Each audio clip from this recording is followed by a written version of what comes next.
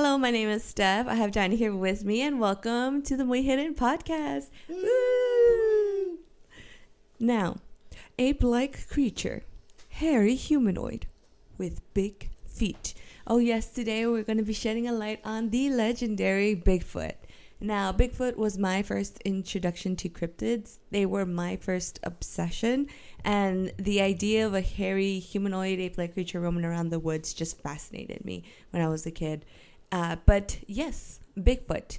Now, Bigfoot is known to be a hairy biped ape-like creature who is roughly 7 to 9 feet or 2 to 3 meters tall. Their footprints have been measured up to 24 inches in length and 8 inches in width. Now, Bigfoot is known to have a foul odor. He roams around the forest in northwest U.S., but other creatures of similar description have been seen around the world. Now, I have a book somewhere in this room. I don't know where I left it, but this book I have is called Superstitions, a handbook of folklore, myths, and legends from around the world. And this book, the writer says, quote, "It manages to stay hidden in the well-trampled Pacific North woods, stubbornly resisting having its picture taken," unquote. And the author proceeds to refer to Bigfoot as a cash cow, quote, "beneficial to the inhabitants of his homeland," unquote. Now, Danny, where is your stance on Bigfoot? I think it's possible he exists. Cool. So if I was to say, do you believe in Bigfoot, would be a solid yes, or would you be indifferent? Like a maybe yes. A maybe yes. Yeah, probably. Probably. Yeah. Okay. So I'm just going to put you in indifferent on it. If you had to pick one of the 3 categories that I had put on our Instagram story where I do little questionnaires. Thank you so much for those who have been answering. And if you haven't yet, be sure to follow us on Instagram at Muy Hidden. Now, going back to that question, do you believe in Bigfoot? 67% said yes, that they do believe in Bigfoot. 11% said nah. And 22% said indifferent, which maybe I should have put maybe. That's where you would have fallen, huh? Yeah, like a maybe. Like a maybe. Yeah. Yeah. And I also asked, because I think part of me is a little offended that the author referred to Bigfoot as a cash cow. But I can see why. I mean, people benefit off of it. I'm not going to go on a tangent. Anyway, so I also asked, is Bigfoot nothing but a cash cow in your eyes? And 1/3 of the people voted that they believe Bigfoot is real. So no, it's not a cash cow. But 2/3 did say that it's a hoax. So the first question and the second question kind of contradict themselves. I was a little confused on that, but maybe I should have probably worded it a little better. It's no one's fault. I just wish I would have got a more solid answer on that one. Now, another question I did ask was, who do you think his closest relatives are? So I'll ask you, Danny, as well. These are your options, okay? These are your options. Yeah. Humans, or apes and primates, or aliens, and last, 4th dimensional creature. Oh, man. For sure humans and apes. Yeah. But I don't know about the other 2. That's interesting. Well, 22% did say humans. Right, 61% said apes/primates. 0% said aliens. But if it was 1%, that 1% would have been me. I didn't take the test. And then the last one, 4th-dimensional creature, a whopping 17% said yes for that one. I love that. And the last question is, who would win in a fight? Bigfoot or John Cena? Oh my God, John Cena. Right, 59% said John Cena. And that's because Bigfoot wouldn't see him coming. Exactly. Now, majority of the research that I am going to be quoting or talking about is mainly going to be revolving around Bigfoot, okay? Now, I'm not going to be talking about other areas around the world. It's only going to be North America. And I'm also not going to be talking about the Yeti, the Yowie, the abominable snowman, any of those. Those could be their own separate episodes.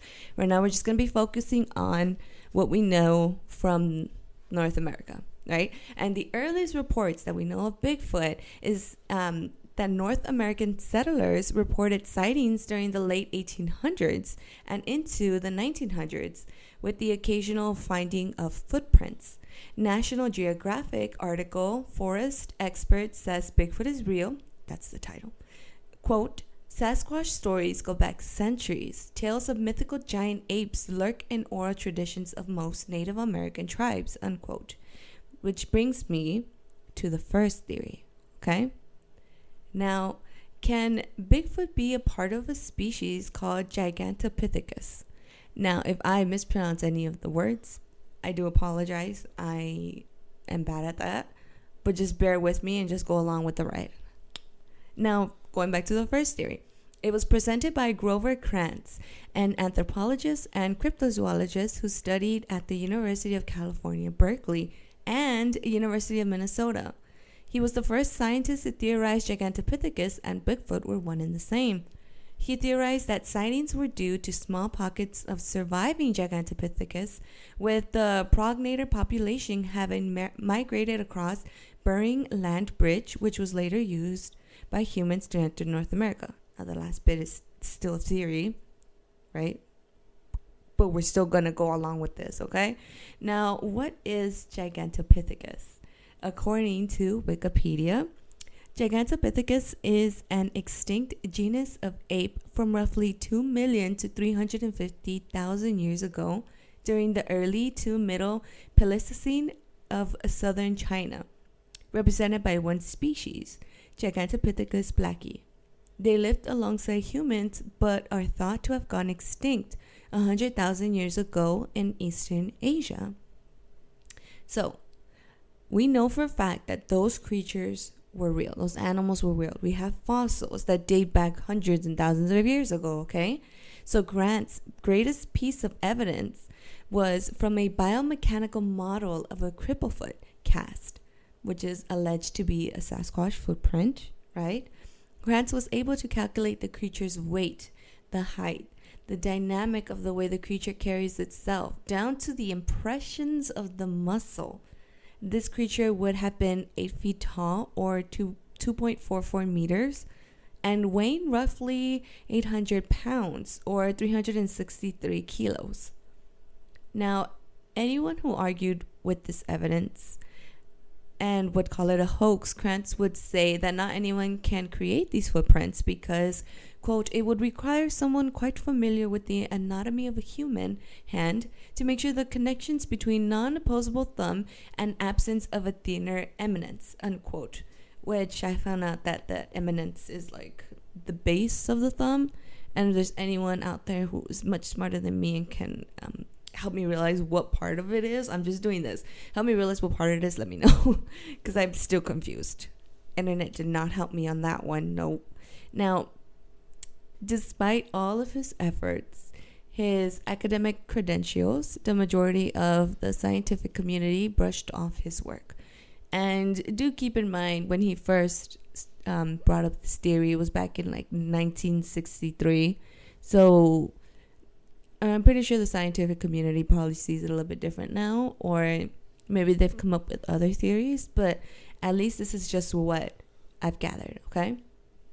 Now, over the years, more and more people credit this theory to be the most believable. Some anthropologists have even stated that there is physical evidence that Gigantopithecus were most likely hunted and eaten by Homo erectus, the ancestors to humans. And this can explain why the species as a whole quickly disappeared over the years. This could also explain why Bigfoots, or would it be big feet? Bigfoot? Bigfoots, big feet, avoid humans today because they see it necessary to avoid extinction. Bigfoots. So, just a few thoughts. And this is something that I've been, the more I look into different cryptids, different animals, different anything, the more I begin to wonder if these can be the same creatures, if not very closely related to each other, but we just have different names for them. which goes back to like what I first said, that I'm not going to be talking about the Yeti, the Yowie, the abominable snowman. Even some people, I mean, most people say Bigfoot and Sasquatch are one and the same, but even at that, we're still referring them to two different names. So just a thought. And in this case, Bigfoot would be closely related to apes and primates. That would be, how many percent of you guys said that? 61%, which was the highest one. So that theory works out in their favor. What do you think, Danny? I agree. Yes. Okay. Theory number 2.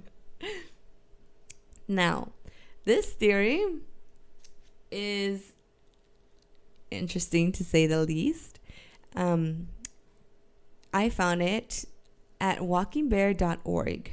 And under the title is Bigfoot a multi-dimensional being? Oh my. Okay. So we're those going who into said it? Yes, we're going into those who Okay. said, how many percent of you guys said that he was an interdimensional creature? 17%. Those 17%, this one's for you, okay? This one's very interesting. Now, the article begins with addressing the possibility of there being multiple dimensions, okay? Quote, theoretical physicists are more and more buying into the idea that dimensions exist far beyond a human's ability to perceive them, unquote. Which is true. I guess we can all come up with a theory and a hypothesis of what lies beyond our dimension. And the truth is, we probably will never know in this lifetime, So take what I say, take what this article says with a grain of salt, because she gets very, very interesting. Now, the writer of this article continues on with a very simple how. How can a large creature be spotted by so many people for several years and still remain a mystery? That's what I'm saying. The writer sidetracks to one possibility. So that 0% that said aliens, this one's for you. Okay? Quote, Bigfoot appearances are often connected to UFOs. The prevalence of UFO sightings in the same times and places at Bigfoot sightings is certainly compelling. As the U.S. Navy has confirmed the presence of UFOs, it is also tempting to put them together, using the existence of one to justify the other. If UFOs have the technology to create portals through dimensions, Bigfoot might be using them, either piggybacking or in collaboration, unquote. With the aliens? Bigfoot and aliens are buddies. Okay. I love it. And then, again, let's just go along with the ride, okay? Yeah. The writer begins to describe what we know about Bigfoot, their behaviors, their mannerisms, how they have never attacked humans no matter how close humans have gotten to them, right? They're not aggressive. In fact, quote, Native American people have been in physical and psychic contact with Bigfoot in the Pacific Northwest, referring to the creature as the keeper of the woods. Tribes in the area, the Klamath, the Modoc, and the Paiute, consider him as guardian figure. And what do guardians do? They watch over things. Is there a better way to explain the similarities among all the mountains of Bigfoot sightings? If we accept that dimensions exist above and beyond human understanding, and if we allow the hypothesis that Bigfoot might have some command over these dimensions, either through his own power or with help of his little green friends, then we can make sense of the strange nature of Bigfoot sightings. If we listen to the reports from people who have the most contact with Bigfoot, both physically and telepathically, we can make sense of why Bigfoot hangs around as a guardian, unquote. What?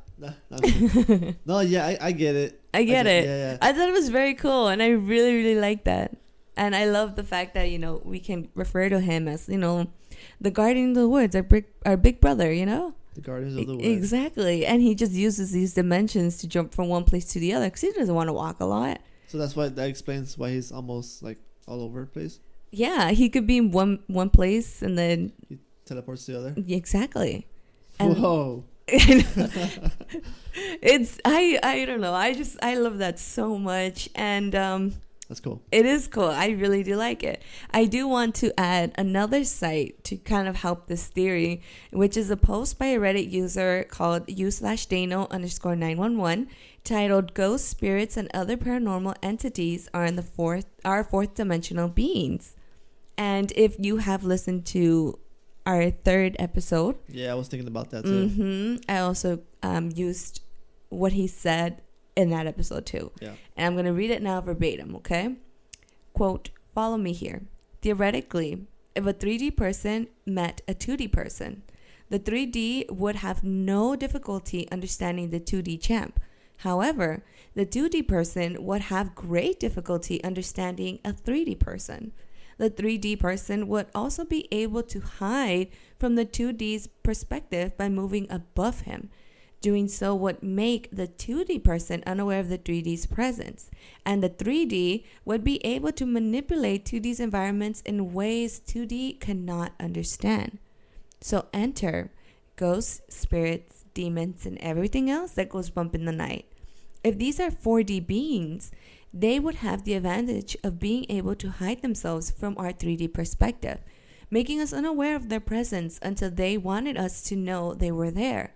They would also be able to manipulate our 3D environment without detection and without any logical explanation we could comprehend. If paranormal entities exist, they may very well be fourth-dimensional, which could explain why we have such trouble explaining them, unquote.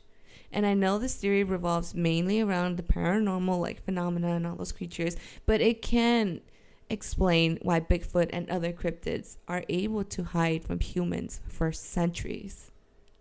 Yeah. I like that theory. I like that theory too. Bigfoot as a big brother. I think it's amazing. Now, the whole idea of ape-like humanoid roaming around the woods in North America has always fascinated me and terrified me, much like the majority of the topics that we cover here at the Muy Hidden podcast. And overall, I am just obsessed with the idea of many animals, creatures, and mysterious beings roaming around this world, and we don't have a clue if they even exist. It's a mystery.